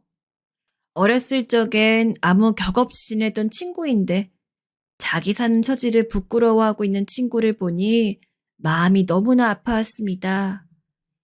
전 후다닥 커피를 마시곤 그 집에서 나왔습니다. 그리고 곧장 집으로 달려가 어머니께 말씀드려 돈 300만 원을 빌렸죠. 어머닌 갑자기 뜬금없이 왜 그렇게 큰 돈이 필요하냐고 물으셨지만 제가 민규를 만나고 온 것을 아셔 뭔가 짚히는 것이 있으셨던지 두 말 않고 돈을 마련해 주셨어요. 고맙습니다, 어머니. 저는 그 말을 남기곤 다시 민규를 찾아갔습니다. 형만아, 무슨 일이냐? 놓고 간 거라도 있어? 아니, 그게 아니고 생각해보니까 결혼 선물을 제대로 못 준 것 같아서 이거 받아. 어? 아이, 이게 뭐야? 아니, 너 이 큰 돈을 어디서... 명색의 네 결혼 선물인데 이거라도 해주고 싶었어. 더 주지 못해 미안하다. 형만아, 나 이 돈은 너무 부담스럽다. 괜찮아. 얼른 도로 가져가. 와준 것만으로도 고마워. 나중에 내 결혼식 때 돌려주면 되잖아. 받아. 내 손 무한하다. 아, 얼른. 민규는 한사코 사양했지만 나중에 제 결혼식 때 꼭 갚으라고 하며 떠안기다시피 하니 하는 수 없이 돈을 받았습니다. 민규의 눈시울이 금세 붉어졌습니다. 고맙다, 형만아. 안 그래도 이것저것 준비할 것도 많아서 눈앞이 캄캄하던 참이었어. 네가 주는 돈은 일단 받을게. 잘 쓰고 나중에 내가 열심히 해서 꼭 배로 돌려줄게. 약속하마. 약속은 무슨? 나중에 잘 돼서 돈 넘치면 그때 갚아도 돼. 그럼 난 이만 간다. 잘 가, 형만아. 그렇게 민규를 만나고 돌아오는 길엔 스스로 잘했다 싶었습니다. 민규에게 도움이 됐을 거라 생각하니 마음의 짐이 좀 덜어지는 기분이 들었어요. 어렸을 적 함께 시간을 보내며 시간만 보낸 게 아니라 추억도 함께 나누었으니 늘 그 추억에 보답하고 싶었는데 이렇게라도 민규의 사는 형편에 도움이 되어 다행이란 생각이 들었습니다. 그 후에는 저도 정말 바쁜 시기를 보냈어요. 지금 생각해도 그 많은 공부량을 어떻게 다 소화했는지 기가 질릴 정도네요. 명절에나 가끔 집에 내려갔다 이내 바삐 올라오다 보니 민규를 자주 만나지도 못했고 그저 가끔 생각날 때마다 전화 통화나 하는 정도였지요. 그 사이에 형편이 썩 나아지진 못한 것 같지만 그래도 목소리는 늘 밝아 다행이었습니다. 민규나 저나 고생하긴 매한가지였으나 그저 젊어서 고생은 사서도 한다며 서로를 격려했습니다. 넌 잘 될 거야, 형만아. 너무 걱정하지 말고 지금처럼만 하면 돼. 고맙다, 민규야. 네가 있으니까 참 위로된다. 가끔 통화를 하는 정도였지만 이상하게도 민규의 따뜻한 말을 들으면 딱딱했던 마음이 풀어지며 위로를 받는 듯한 기분이 들었습니다. 다른 친구들과 통화를 하는 것보다 민규와 통화하는 게 훨씬 좋았지요. 그래서 힘든 일이 있거나 지칠 때면 민규에게 전화해 제 속 얘기를 허물없이 털어놓곤 했습니다. 참 공부가 쉽지 않다. 내가 너무 만만히 생각했나 봐. 다른 친구들이 힘들어하는 것 같지도 않은데 나만 뒤처지는 것 같아. 아니야. 너 지금 잘하고 있어. 내 보기엔 너만큼 똑똑하고 잘난 놈 없다. 그러니 기죽지 말고 힘내. 지금 생각해보면 아무것도 모르는 어린 시절 민규의 그런 말들 덕분에 힘든 시기들을 무사히 지날 수 있었던 것 같습니다. 시간이 한참 흘러 저는 긴 과정을 마치고 의사가 되었습니다. 그 사이에 제 배필도 만났죠. 아내에게도 민규 이야기를 자주 했습니다. 제 어린 시절을 이야기하자면 절대 빼놓을 수 없는 친구였으니까요. 아내도 우리 둘의 이야기를 재밌어하며 민규를 꼭 한번 만나보고 싶어 했는데 그 사이에 고향에 들를 때마다 민규는 항상 일에 바빠 만나보진 못했어요. 아쉬웠지만 그래도 전화로 안부를 전하곤 했으니 괜찮았습니다. 그리고 아내에게 제 결혼식 때 꼭 한번 민규를 인사시켜 주기로 마음먹고 그러고 있던 차였죠. 결혼식을 준비하면서 당연히 민규에게도 청첩장을 보냈어요. 와, 형만아, 드디어 결혼하는구나. 자식, 축하한다. 민규는 제 결혼을 자기 일처럼 축하해 주었습니다. 민규는 아내가 궁금하다고 했고 저도 아내에게 네 이야기를 많이 해뒀으니 결혼식 날 꼭 오라고 하며 전화를 끊었지요. 하지만 이상하게 결혼식 당일날 민규가 보이지 않았습니다. 결혼식 날에야 어디 신랑이 눈코 뜰 새가 있나요? 어지간한 사람은 와도 기억 못할 판이지만 전 민규를 계속 기다렸기 때문에 결혼식 내내 식장을 흘끔거렸어요. 그런데 어디에도 민규의 모습은 찾을 수가 없었습니다. 지훈아, 민규 못 봤냐? 민규? 글쎄, 못 봤는데 왜? 민규 안 왔어? 그러게, 민규가 안 보이네. 고향 친구에게까지 민규가 어디 있는지 물었지만 친구도 민규를 보지 못했다 했습니다. 사진 찍을 때가 되니 안달이 나기 시작하더군요. 하는 수 없이 결혼식 사진에 제일 친한 친구가 빠지고 말았죠. 지금도 좀 못내 아쉽습니다. 20대가 되고부턴 바빠서 서로 같이 찍은 사진 한 장 남겨둔 게 없는데 말이죠. 결국 결혼식 날 민규를 보지 못하고 전 신혼여행을 떠났습니다. 그런데 신혼여행을 다녀왔더니 어머니께서 저에게 봉투를 하나 내미셨습니다. 그 안엔 꼬깃하게 접힌 5,000원짜리가 하나 들어있었어요. 이게 뭐예요, 어머니? 민규가 남긴 거다. 일부러 너 보라고 남겨뒀어. 그 말을 듣는 순간 저도 모르게 왈칵 눈물이 쏟아지더라고요.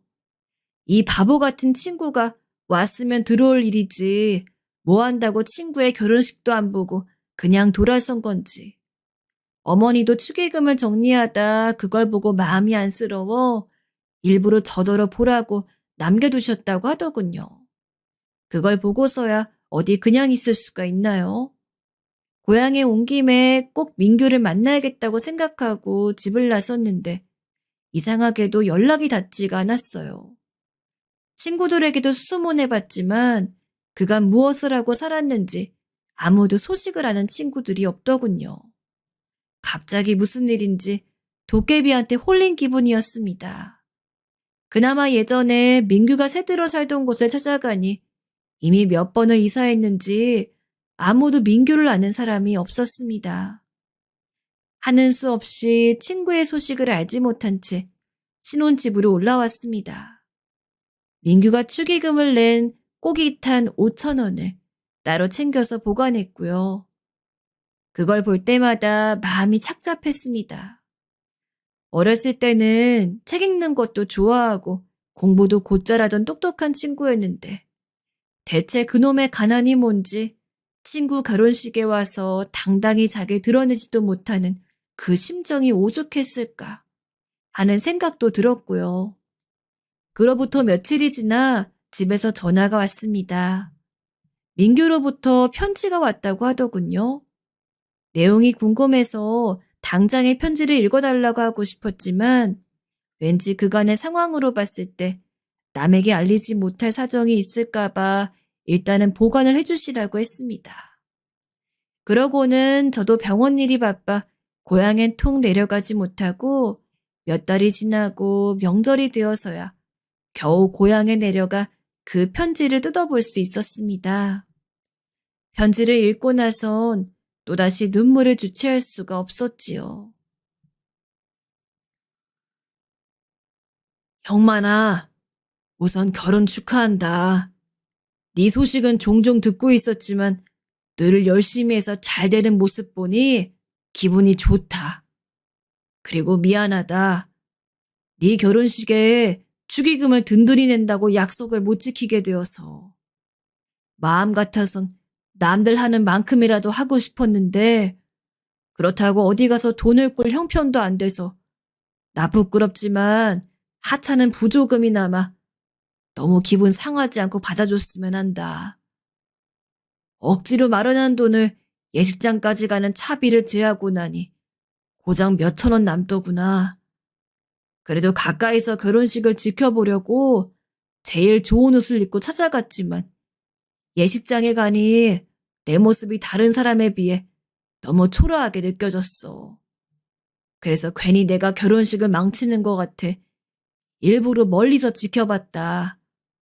먼 발치에서나마 나는 네 결혼하는 모습을 다 지켜봤으니 너무 섭섭하게 생각하지 말았으면 좋겠다. 언제고 떳떳하게 다시 만날 날이 있을 거야. 마침 다행히 좋은 분들을 만나 기회를 얻었으니까 앞으로 뭐라도 열심히 해볼 작정이다. 이게 나한테 마지막 기회가 될 것 같아. 당분간은 바빠서 연락도 못할 테지만 늘 지금처럼 건강히 있기를 바란다. 나도 열심히 해서 꼭 좋은 모습으로 다시 만나도록 노력할게. 사랑한다, 친구야. 그리고 결혼 축하한다. 제 결혼식을 먼 발치에서 지켜봤던 친구의 말은 저를 너무도 가슴 아프게 했습니다. 왔으면 당당히 모습을 드러낼 것이지 그렇게라도 제 결혼식 모습을 지켜봤다는 사실에 마음이 무너질 듯 아파했습니다. 그래도 그나마 다행스러웠던 건 마지막 글귀였어요. 좋은 기회를 얻어 열심히 무언가를 하고 있다는 민규의 말. 그 말에서 전 왠지 민규의 자신감이 느껴졌습니다. 비록 그래서나마 어린 시절 골목대장을 하던 민규의 당당하던 모습이 떠올라 대체 어디에서 뭘 하는진 모르지만 언제고 민규가 꼭 성공한 모습으로 만날 수 있기를 간절히 빌 뿐이었습니다. 그리고 민규는 그럴 수 있을 거라고 반드시 그럴 수 있는 놈이라고 믿었습니다. 그러고 한참의 세월이 흘렀습니다. 그 사이에 저도 아이를 낳아 키우고 일을 하면서 바쁜 세월을 보냈죠. 의사의 일이라는 게 늘 긴장 속에 있는 일인지라 더더욱 마음의 여유가 더 없었던 것 같아요. 그 와중에 아이도 키우고 인간으로서 성숙해지는 기간도 가졌던 것 같아요. 민규의 소식은 들리지 않았습니다.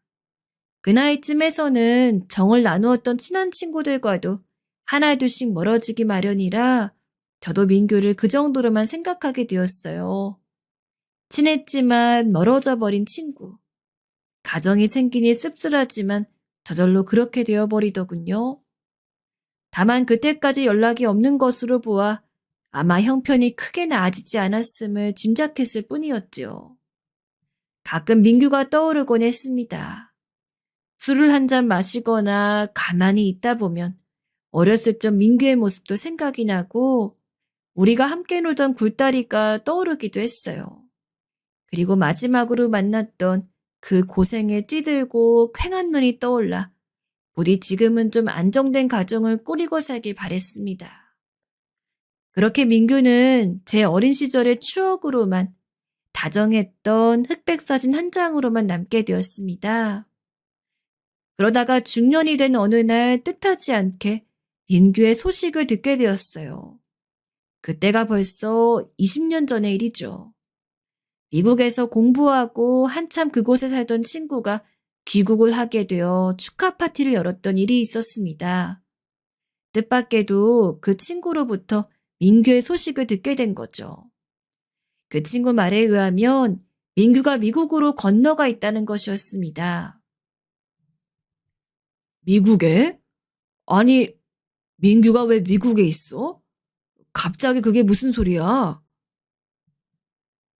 나도 몇 년 전 그때 잠깐 보고 못 봤어. 친구 만나러 갔다 거기서 보고. 나도 처음에 얼마나 놀랐다고. 근데 서로 바쁘니 뭐 길게 이야기할 수가 있나.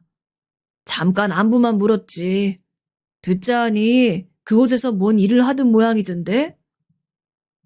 너무 예상하지 못한 풍문에 어안이 벙벙했지만 그 친구도 특별히 아는 게 없으니 더 물어보지 못하고 답답한 노릇이었습니다. 그럼 보기엔 좀 어때 보였어? 잘 사는 것 같았어? 글쎄, 좀 힘들게 사는 것 같더라. 여전히 깡마르고 얼굴도 까무잡잡한 게 고생 꽤나 하고 사는 모양 같았어. 그제야 오래전 편지 속의 다짐이 무슨 뜻인지를 깨달을 수 있었습니다. 나름 장한 결심을 했다 싶긴 했지만 하필 뜬금없이 웬 미국인지 궁금하고 묻고 싶은 것도 많았습니다. 허나 연락을 할 수도 없고 그 이상의 소식을 알 길이 없어서 또 한동안 생각만 하다 잊어버리게 되었습니다. 그래도 민규의 소식은 자꾸 생각이 나 동창회에 나가거나 고향 친구를 만나면 민규의 소식을 물어보곤 했지만 아이들도 민규와는 연락이 닿지 않는다고 하는 통에 알 길이 없었어요. 그리고 또 오랜 세월이 흘렀습니다. 그간에 많은 사람과 만나고 헤어지면서 어느새 옛 시절의 추억도 까맣게 잊어버리고 이젠 누군가 제게 이야기를 해주어야 떠올릴 수 있을 정도가 되었죠. 그러던 중 청천벽력 같은 소식을 듣게 되었어요. 바로 제가 암이란 소식이었죠. 직업이 의사인지라 건강에 나름 신경을 쓰고 있었는데 최근 요 몇 년은 소홀해져 건강관리 별로 하지 않고 있었어요. 그런데 검사 결과 간암 초기란 얘기가 나오더군요. 동료 의사가 빨리 수술을 받고 치료하자는 말에 충격이 가실 새도 없이 얼른 수술 날짜부터 잡았습니다. 수많은 환자를 봐왔지만 막상 제가 의사로서 이런 진단을 받게 되니 환자의 심정이 더 이해가 가더군요. 참 막막하고 힘들었습니다. 물론 치료를 잘 받으면 충분히 나을 수 있는 암이었지만 재발률 높은 간암에 걸렸다 생각하니 앞이 깜깜해지는 건 어쩔 수 없었어요. 그런데 그때 문득 친구가 생각이 났습니다. 오래전에 보고 보지 못했던 친구가 잠결에 문득 떠오르더군요. 친구가 웃는 얼굴로 제게 손을 흔들고 있었는데 그 장소가 마침 시장통이었어요. 우리가 함께 어울려 놀던 시장통에서 친구는 환히 웃고 있었어요. 그 모습을 보는데 꿈결이라도 눈물이 나서 그만 펑펑 울고 말았습니다. 당신 괜찮아요? 여보, 여보. 아내가 흔들어 절 깨웠지만 전 한참을 일어나지 못하고 끄끄거렸습니다. 왜였을까요? 갑자기 어린 시절이 그리워진 건지 그때로 돌아가고 싶은 마음이 들었던 건지 알 수 없는 슬픔과 먹먹함이 저를 덮쳐오는 듯 했어요. 다행히 수술이 잘 끝나고 아내의 도움으로 회복도 되어 짧은 시간 안에 일에도 복귀할 수 있었지만 꿈속의 그 친구의 모습만큼은 잊혀지지 않고 계속 맴돌았어요. 그리고 몇 년 후에서야 꿈속에서 보았던 옛 친구를 다시 재회하게 되었습니다. 참 그러고 보면 인연이라는 게 즐기고도 기가 막힌 법입니다. 작년에 큰아들의 결혼식이 있던 때였어요. 경사를 맞아 식구들 모두가 들떠 있었죠. 마음처럼 성대하게 일을 치르긴 곤란했습니다. 그래서 꼭 필요한 최소한의 인원만으로 식을 준비했지요. 그런데 지나고 나니 그랬다 싶은 건지 아니면 그때 당시에도 심상치 않다 생각했는지 모르지만 결혼식을 하는 도중 한 백발의 신사가 눈에 띄었습니다. 뒤쪽 테이블에 앉아 흐뭇한 표정으로 웃음을 띤 채 결혼식을 지켜보고 있는데 전 그저 신부 쪽 손님인 줄로만 알았어요. 전부 테이블로 둘러싸놓으니 신랑 쪽, 신부 쪽을 구분이 안 되었으니까요. 그래서 별로 대수롭지 않게 생각했는데 축의금을 정리하다 그만 깜짝 놀라고 말았습니다. 축의금 봉투에 민규의 이름이 적힌 봉투를 발견했기 때문이죠. 까맣게 잊고 지냈던 친구이고 연락할 방도도 없어 전혀 신경도 안 쓰고 있었기 때문에 처음엔 동명이인인 줄로만 알았는데 아무리 생각해도 그 이름을 쓰는 사람은 제 옛 친구밖에 없었습니다. 믿기지 않는 일이라 손이 부들부들 떨려왔습니다. 옆에 있던 아내도 제 손을 잡으며 당신 친구냐고 속삭이듯 말했습니다. 여보. 그런데 아내가 봉투를 확인하더니 놀란 목소리로 저를 불렀어요. 돈이. 더 놀라웠던 것은 축의금 봉투를 열었더니 1억짜리 수표가 들어있는 게 아니겠습니까? 세상에, 이게 무슨 도깨비 장난도 아니고 아낸 축의금 봉투에서 1억이 나오니 뭔가 일이 잘못된 것이라며 신고를 한다 어쩐다 야단이었죠. 봉투에는 수표만 들어있는 것이 아니라 편지가 한 장 동봉되었어요. 떨리는 손으로 편지를 펴보니 과연 봉투의 주인은 제 어린 시절 친구 민규가 맞더군요. 이복의 형만이 그간 잘 지냈는가? 자네를 놀래켜줄 생각을 하니 편지를 쓰는 지금도 마음이 참 유쾌하네. 다소 놀랬더라도 너무 짓궂다고 생각지 말게. 그간 세월이 쉽지 않아 늙은이가 다 되어서야 자네를 만나보네. 그동안 외국에 나가 있는 통에 격조했네. 그래도 열심히 한 덕에 이렇게 보다시피 잘 되었네. 어떻게 자네 아들 결혼식을 알았는지 궁금하지 않나? 서로 궁금한 이야기는 만나서 이야기하세. 이 연락처로 전화 주게. 1억짜리 수표를 손에 쥐고 심장 떨리는 기분으로 편지를 읽었습니다.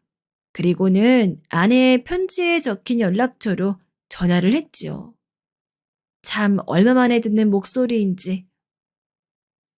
여보세요?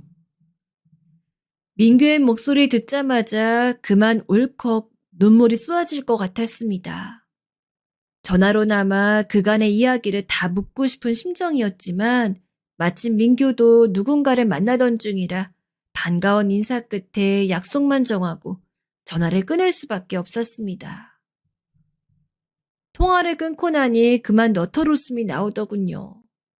짧은 편지와 통화였지만 어쨌거나 이 친구가 대단한 성공을 한 것은 틀림없고 왠지 어린 시절 장난기 넘치는 그 친구의 모습도 떠오르고 기분 좋은 소식에 환희에 차기도 하고 세월이 흘러 이제야 만난다는 생각에 참 마음이 복잡 미묘했습니다. 며칠 후 약속 장소에 나가보니 아니나 다를까 결혼식에서 봤던 그 백발 신사가 바로 민규더군요. 저도 모르게 민규를 끌어안고 서로 얼굴을 부볐습니다. 30년의 세월을 어찌 말로 다 할 수 있었겠습니까? 저와 민규 둘 다 눈시울이 붉어진 채 서로의 얼굴을 부비며 그리움을 마음껏 나누었습니다. 이렇게 널 여기서 만날 줄이야. 나는 상상도 못했어. 이제 널 못 보겠다 싶었는데. 그치? 나도 그랬어. 근데 자네를 잊을 수가 있나. 민규는 제 어깨를 쓰다듬고 자리에 앉힌 후 천천히 지난 이야기를 시작했습니다. 민규의 성공 과정도 꽤나 기가 막히더군요. 마치 자서전을 읽는 것 같았습니다. 그러니까 제가 막 결혼 준비를 하던 그때의 일이지요. 그 당시 민규는 카센터에서 일을 하고 있었는데 당시엔 월급도 많지 않고 그 돈으로 자식 둘을 키우자니 그저 나날이 빠듯한 생활의 연속이고 빚만 안 지면 다행이라 할 형편이었다고 합니다. 기술이나 배워서 자기 이름으로 카센터를 차리고자 하는 소원만 품고 있었지만 그것도 돈이 있어야 가능한 일이죠. 그대로는 도저히 앞날이 보이지 않아 고민이 나던 민규에게 때마침 혹할 만한 제안이 들어왔다고 하네요. 외국엔 기술자가 대우를 받으니 한국 땅에 이대로 있는 이보다 미국으로 건너가 그곳에서 일을 하자는 제안이었고 민규는 낯선 타향에서 생활할 것을 생각하니 막막했지만 이대로 답도 없는 생활을 하는 것보단 부딪혀 깨지더라도 한번 가보자는 심산으로 미국행을 준비했습니다. 솔직히 너무 막막했어. 아이도 키워야 하고 돈 들어갈 땐 투성인데 방법이 없으니까. 내가 대학을 나온 것도 아니고 가진 건 기술뿐인데 여기선 알아주질 않으니까 그래서 어떻게든 한 몸 던져보자 싶어 가족들 이끌고 다 미국으로 간 거야. 근데 거기서 고향 친구를 만났지. 민규는 미국에서 처음 터를 잡을 동안 부침이 많았다고 했습니다. 그거야 굳이 듣지 않아도 미루어 짐작할 수 있는 일이었지요. 민규는 그 시절을 회상하며 정말 지옥 같았다고 이야기했습니다. 언어도 문제였지만 외국인에 대한 차별도 상상을 초월했고 매일 밤엔 술을 먹어야 버틸 수 있었다고요. 하지만 이왕 여기까지 온 거 포기할 수가 없어 버텼다고 했습니다. 고향 친구와 마주친 것도 그 즈음의 일이었다고 합니다. 꾀죄죄한 옷차림으로 만난 게 부끄러워 집에 돌아가는 내내 울었지만 민규는 아무리 힘들어도 이젠 돌아갈 집도 없다고 생각하며 이를 악물고 일만 했다고 합니다. 오기와 도끼, 그거로만 살았는데 그게 나한텐 좋은 점으로 작용했어. 현지 사람들한테 인정을 받고 나선 차츰 좋은 기회를 얻었어. 마침내 내 카센터까지 열 수 있게 되었지. 그간 한국에 있던 촌놈 의사로선 카센터로 어떻게 성공을 했다는 것인지 차마 짐작도 할 수 없는 일이었지만 민규는 카센터로 어마어마한 성공을 거두었고 많은 금액을 벌었다고 했습니다. 성공을 하고 가정도 안정적으로 꾸릴 수 있게 되니 그때만큼 행복했을 때가 없었다고 했어요. 이제야 사는 기분이 들었다고요. 한국에서의 그 막막했던 삶을 떠올리면 이제야 고생 끝에 낙을 얻은 것 같아 하루하루가 너무나 행복했다 합니다. 하지만 그러던 어느 날 민규는 또다시 지옥 속으로 들어가야 했다 합니다. 믿을 수가 없었지. 처음에는 내 아들이 죽었다는 게 아들의 시신을 보고서도 믿을 수가 없어 한참을 어루만졌네. 바로 애지중지 길렀던 아들이 바로 교통사고로 죽고 만 것이었습니다. 나중에 아들에게 카센터를 물려주려 했어. 그래서 아들도 열심히 일했고. 그런 아들이 하루 만에 세상을 등지게 된 거야. 민규는 그때를 생각하는지 다시 눈시울이 붉어졌습니다. 그리고 제 앞에서 손수건을 들어 눈물을 몇 번 훔쳤습니다. 저 역시 눈물을 훔치며 민규의 이야기를 들었어요. 제가 감히 상상도 못한 슬픔과 상실을 겪어낸 친구 앞에서 무슨 말을 할 수가 없었어요. 그때 처음으로 다 놓고 싶었네. 성공도 미국도. 아마 아내가 아니었다면 나도 세상을 등졌을 거야. 민규는 남은 사람이라도 살자고 하는 아내 덕분에 하루하루를 살았다고 했습니다. 술과 약이 있어야 잠에 들 수 있었지만 그래도 그렇게 2년, 3년 살다 보니 사라졌다고 했어요. 그 후 아내와 단둘이 카센터를 운영하면서 열심히 살다 나이를 먹고 나선 한국에 돌아오자는 말이 나왔다 했습니다. 아내도 한국이 그립다고 했고 자기 역시 마지막은 한국에서 묻히고 싶었다고요. 나이도 제법 들고 노년을 고향에서 편하게 보내고 싶었어. 자네도 알다시피 고향이 나한테도 형만이 자네한테도 가장 소중한 곳이지 않나? 저는 민규의 말을 들으며 고개를 끄덕였습니다. 맞죠. 고향은 민규에게나 저에게나 가장 소중하고 애틋한 곳이었습니다. 가장 순수한 마음으로 뛰놀던 곳. 아무 걱정 없이 아무 슬픔 없이 서로 향해 웃을 수 있었던 곳이었어요. 그리고 그곳엔 친구가 있었지요. 너무도 소중한 친구가. 멀고 먼 세월을 돌아 이렇게 만나게 된 친구가요. 그렇게 민규는 한국에 돌아와서 가장 먼저 고향에 내려갔다고 합니다. 저 말고도 한 친구에게 도움을 받은 것이 있어 그 친구를 찾아갔다가 그 이로부터 제 아들의 결혼 소식을 듣게 된 것이죠. 마음 같아선 당장에 저를 만나고 싶었지만 일부러 저를 깜짝 놀래켜주기 위해 결혼식 당일까지 몇 달을 벼르고 있었다고 하는군요. 자네한테 얼른 연락하고 싶었는데 마침 아들 결혼식이라지 않나? 이거 기회다 싶었지. 자네도 기억나지? 내가 자네 결혼식에 축의금한 거. 사실 그때 5천 원 하면서 내가 꼭 반드시 성공해서 자네의 자식 결혼 때에는 1,000배로 부조금을 내겠다 다짐했었거든. 근데 세월이 하도 지나노니 그깟 500이야 누가 못하겠나 싶더구만.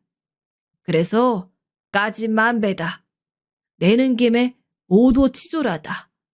1억. 그 정도는 돼야 자네가 깜짝 놀랄 거라 생각했지.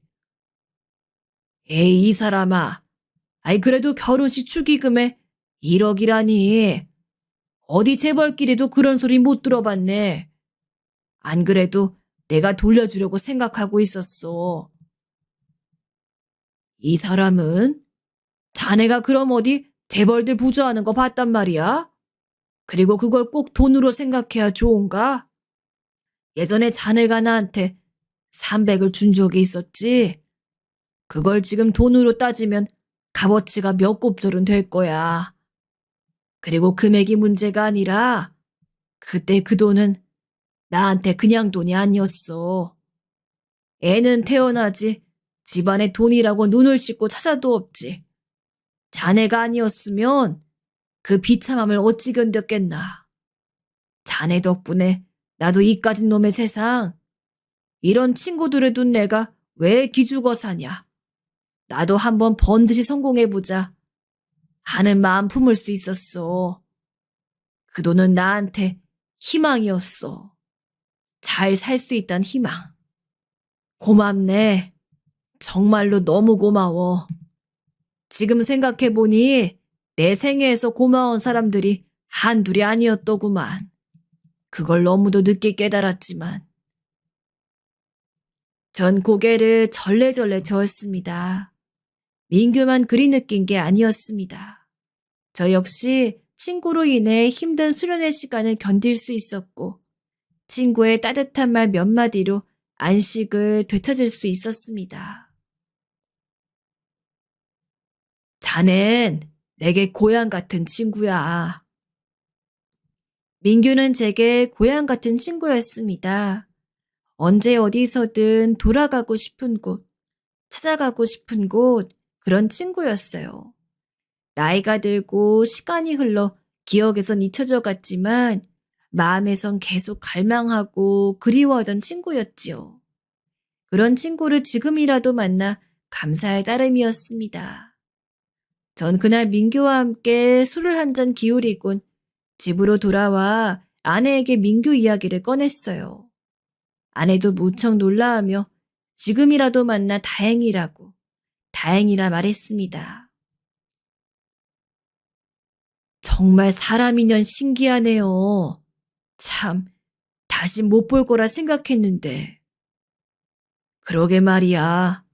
나도 민규는 못 볼 줄 알았는데 이렇게도 만나지는구만. 아내의 말대로 사람의 인연이란 참 신기하기도 하고 귀하기도 합니다. 뜻하지 않았지만 이루어지고 만나고 싶어도 선뜻하지 않을 때가 있으니까요. 친구에게 닿고 싶을 땐 마음처럼 되지 않다. 이제 이렇게 친구가 제게로 먼저 걸어왔으니 그 손을 잡고 다시는 놓지 않으려 합니다. 나도 한번 꼭 만나고 싶어요. 다음에 당신이랑 같이 만나요. 그러자고. 아는 친구와의 만남에 요즘 들떠하고 있습니다. 친구에게 말했더니 친구도 그럼 재수 씨를 데려가겠다 하더군요. 그러고 보니 재수 씨도 오랜만에 보네요. 내 사람이 만날 걸 생각하니 벌써부터 마음이 흐뭇해집니다. 또 그렇지 않아도 저도 수년 내로 은퇴를 마음먹고 있었는데 함께 노년을 보낼 친구가 생겨 얼마나 마음이 든든한지 몰라요. 그간 살아오면서 많은 사람들을 사귀었지만 내 속내를 모두 털어놓을 수 있는 사람을 찾기가 어려웠습니다만 친구를 다시 만나게 되니 참 기쁘기도 하고 유년 시절부터 지금까지의 인연이라니 참 보통 인연이 아니란 생각이 듭니다. 어린 시절 친구와 함께 나중에 커서도 꼭 이웃에 살자고 입버릇처럼 말하곤 했는데 이제야 그 약속이 실현되려나 봅니다. 그리고 축의금은 친구의 말에 일단은 고맙게 받겠다고 말하곤 받았지만 그 돈을 좋은 곳에 쓰려고 마음먹었습니다. 아직 사용처는 정하지 못했지만 고향에 기부를 할까 합니다. 민규도 그걸 제일 좋아할까 싶지 않네요. 오늘 이 늙은이의 이야기는 여기까지입니다. 쓰면서도 저 젊은 날의 회상을 하는 듯 싶어 가슴이 먹먹하기도 하고 옛날 생각이 많이 나 참 뭉클했습니다. 나이가 드니 눈물도 많아지나 봅니다. 어쨌든 제게 소중한 친구 이야기를 이렇게라도 전할 수 있어 좋았어요. 다들 추운 날씨에 건강 조심하시고 들어주셔서 감사합니다.